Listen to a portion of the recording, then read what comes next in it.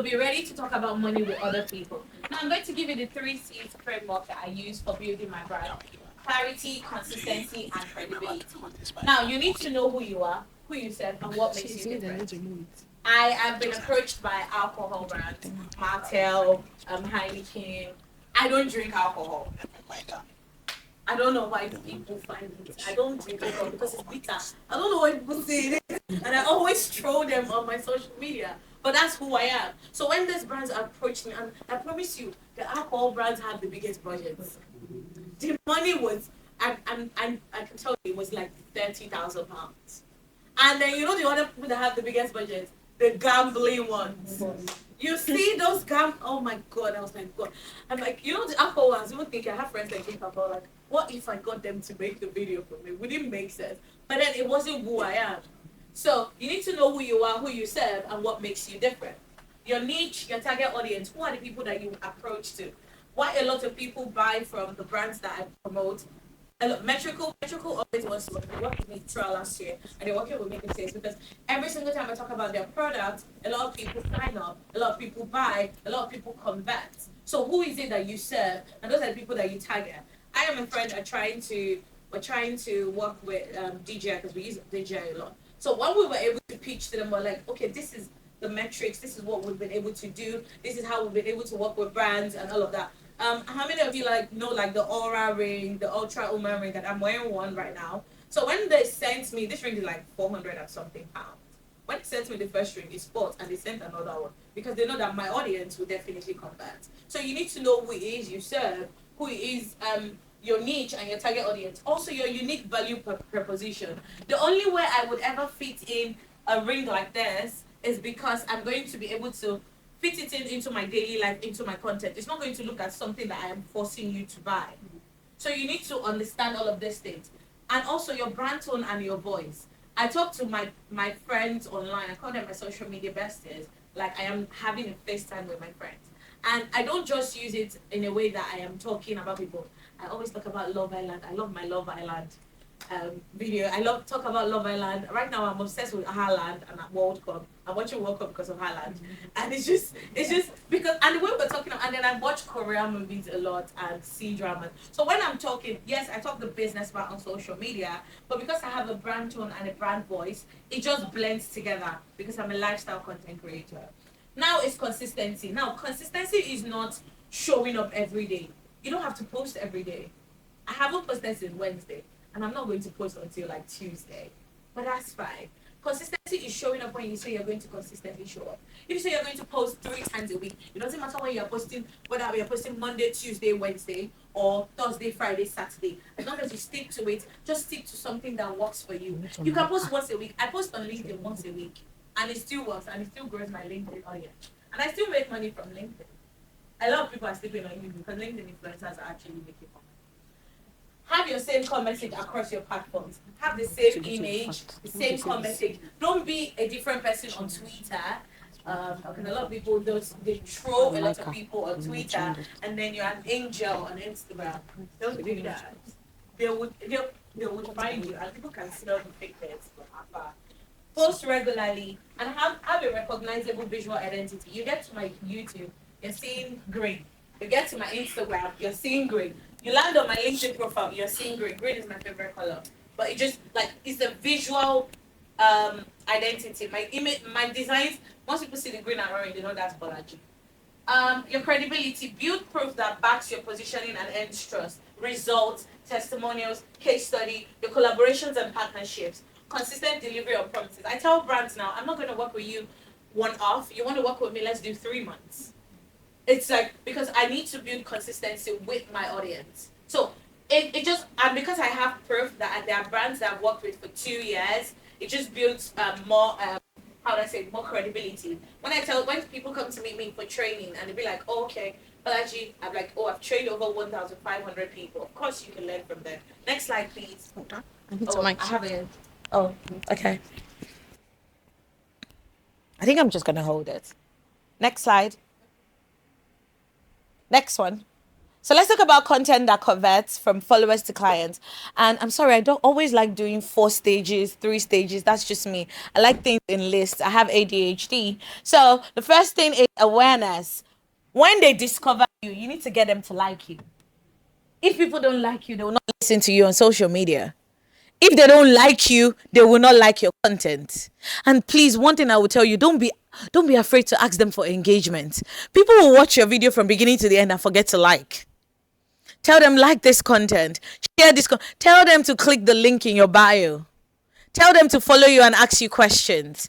Then they believe in you. Then they buy or they hire.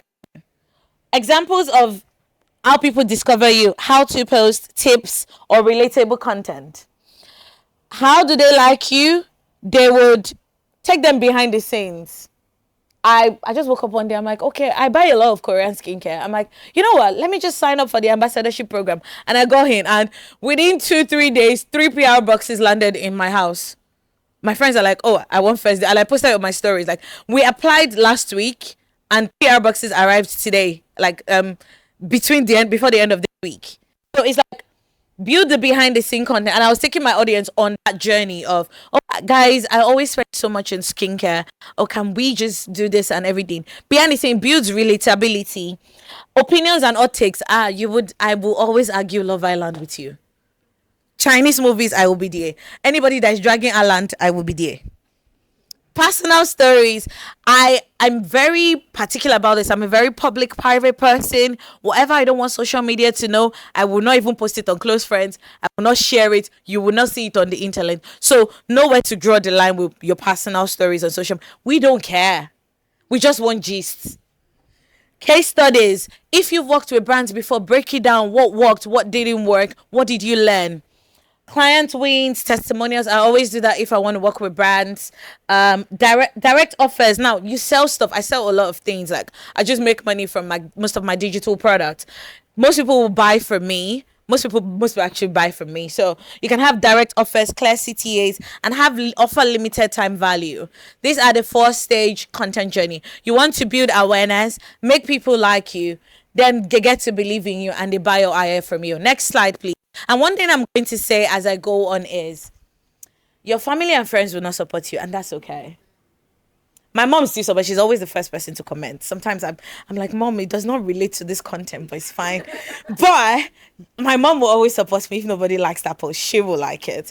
But be ready for your family and friends not to support you, and that's okay. Not all content is created equal, and that's fine. There's some content that get likes, and there's some content that gets clients and income. You need to know which one is which. Which one will help you get likes? I know the content that will get me likes. Right now, we're in the AI rave. I've been learning about Gen AI and how to use AI, because if you are anti-AI, it's fine. I am pro-AI because it's helping me to make more money and reducing my work. I know the content of AI that I will post that will get me 1,000 comments in less than 2 hours. And I know the one that will get me income in less than a week. So you need to know the difference between both of them. Next slide, please. Next one. So there are 5 strategies that actually work. Number 1, niche down first. I've said it. Niche down, expand later. Now, when I say niche, if you love fashion, do fashion. But if you're tired of fashion and you want to go into makeup, go into it straight away. There's no need to announce. You see all those people that just come and announce that, oh, I want to switch into. No, just do it. Just switch. Niche and expand later. I first started at social media education. I realized that it wasn't working for me. I switched into tech. I realized it wasn't working. I needed something else. I switched into creator marketing, and that's where I am right now. Number 2, create value consistently. Pick one platform. You cannot self-thing. You're on Instagram today. You're on LinkedIn today. You're on this one. You will burn out. When do you have time for yourself? Pick one platform, master it, and go. One platform for 90 days. I did that for Twitter before they suspended my account. I had 35K. Mastered it, moved to Instagram, mastered it, moved to LinkedIn, mastered it. Now I'm killing YouTube. I was on YouTube at this time last year. I was on 10K subscribers. Now I'm averaging 1,000 every single month. Engage before you broadcast. Engage with everybody before you broadcast. Also, collaborate strategically. You don't have to work with every brand. There's a brand that approached me now. I'm like, I read the brief. I did not understand it. I checked their platform. It was overstimulating. I'm like, you know what? I'm not going to proceed with it. So you need to collaborate with what works for you. Because I am a very busy person. I've been on the move. I've been on the move. I'm like, it's going to take me so much time to understand this platform, interpret the brief, create the content. It's not going to work for me for that money. I'd rather spend it on something else. You need to learn how to collaborate strategically. Now, repurpose smartly. Don't create the same different videos for Instagram, TikTok. Post everything together. If it's going to do well, it's going to do well. If it's not going to do well, it's not going to do well. Next slide, please. Yeah? We'll go back. Sorry. Engage before you broadcast. Comment with people, reply them. Just engage with people. Like the post, comment with people. That's one of the best ways you can do it before you broadcast. Oh, sorry that I missed that. Next slide, please. I think they'll slide this slide so it's quite detailed. Like I said, I like lists a lot because I forget things easily. This is the sustainable visibility system that I have. I would always start with pick one primary platform. So my primary platform is YouTube. Makes me the highest income. Apart from AdSense, most of my brand collaborations pay more on YouTube than anywhere else. Most of the people that buy my digital products, they pay more from YouTube than anywhere. So I would rather just put my entire energy on it. My secondary platform is Instagram because a lot of brands still pay really well. A lot of people still buy from me on Instagram. Then my tertiary platform is LinkedIn. I really don't care about TikTok. I've never made money on that platform. I don't care about the money. I'm fine with it. But a lot of people, their main platform is TikTok. So find your primary platform and stick to it. Have one core message. Know your red thread. That's the single idea that connects all your platforms across. You think social media management, creator marketing, that's me. That's my core message. Most of my friends come to meet me like, Bolaji, how do you work with this brand? Bolaji, how do you work with this brand? I'm supposed to be for Adobe, it was supposed to be in Miami in November. How did Adobe approach me? I was creating content for Canva. But Canva wasn't willing to pay, so I went to the highest bidder. It's a business. You have to go with the highest bidder that pays you. Canva wasn't willing to pay, so I went to Adobe. So know your core message and be known for it. If you could say one thing to your audience this year, what's that thing you would do when people see you? What are they thinking? I think somebody described me as that girl that would dress up fashionably and still teach you about social media. How many more minutes do I have? Okay, let's round it in 2 minutes. Then have one content reading. Batch create. Now, this is how I batch create. When because I do makeup for most of my content, it's not going to be easy doing makeup every single day. So when I do makeup for a day, when I'm batch creating, I'll read my scripts and everything. I'm creating less than 6 videos, 6 long form content and 10 short form content. That's 16 videos in one sitting. So batch create just makes it easy for you to post. If you are not posting every single day, which I feel like if you're not Alex or Mosey that has a whole team, you shouldn't be posting every single day. Let your content marinate. The same way you cook chicken and you put the sauce and everything, let it marinate well before you add another one to eat again. Because I feel like a lot of people don't allow their post to breathe. Let it live the lifetime. Once that post stops getting likes, you can now post another one. It's the same thing. You're not letting your post marinate well. You're not sharing it to. I remember when I started, nobody knew. I had like less than 1,000 followers. And then I'll post that same link on Twitter, post it on LinkedIn. Let the lifetime of that content live well. And just to wrap up, when it comes to money, like I said before, please talk to other people. Talk to other people about, okay, how much. You don't just go and meet them today or come and meet me today and say, Bolaji, how much do you earn? I'm not going to answer you. Build a relationship with them. Grow. I was undercharging for a brand. Grad Girl has more followers than I do on LinkedIn. And then let me give you an example, not exact numbers, but we're on a campaign together. She was charging for 2 posts. I'm going to say £1,500. I was charging for 1 post £1,500. She was losing more money. I was making more, and I was doing less. But then what we do is when a brand reaches out to us, be like, okay, how much did you charge this brand? I saw that you work with them. How much did you charge this brand? It's not by keeping to yourself. And also, please, any brand that comes to meet you or anybody that comes to meet you and says, what's your budget? Call the highest possible number ever. Yes, don't try to beat yourself. Call the highest possible. And when it comes to, especially because I work with a lot of brands, my highest income is still from brands, apart from like my business and everything. Well, it depends on the month though. But I would say when a brand comes to, don't be afraid to ask them. Go and meet them. They don't know who you are. They get a lot of DMs, and but just don't send them a lot of DMs. Try to find their emails, which is good with LinkedIn. Before you find their emails or send them a DM, follow them, like their posts, like for like a week. Prepare the ground, water the ground before you plant, and then just reach out to them and all of that. But yeah, my time is up. Sorry I came late again, but I hope you've been able to learn something. And if you do, we have questions. Oh, we can get a question. Okay, how many? 2. Okay, yeah. Really good presentation that have If they can share the slides are actually quite explanatory. You can send me a DM. It's just that I might not see it on time, but if you do, I'll send it. I'll reply. So my question is, obviously for professionals, so I've spent 2 decades in my career. Okay. And then I'm morphing into thought leadership. Obviously, because my experience, I want to monetize that. Would there be anything that you change from the advice? Because obviously I could relate a lot of that to my main platform would be LinkedIn.